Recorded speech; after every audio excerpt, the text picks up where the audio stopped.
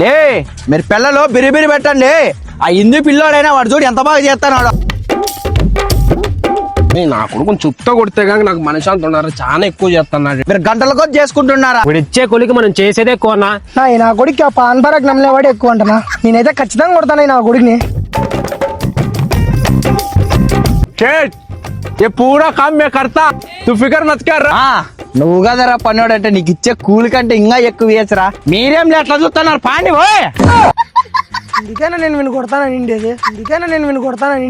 ఏ నువ్వు చేసే పనికి ఏమన్నా సంబంధం ఉందారా? సేట్ గా నేను తిట్టి తిట్టేస్తున్నాడు. वो सेठ सेठ वो सेठ का वो गलीज गलीज माटल है. वो गलीज माटल है.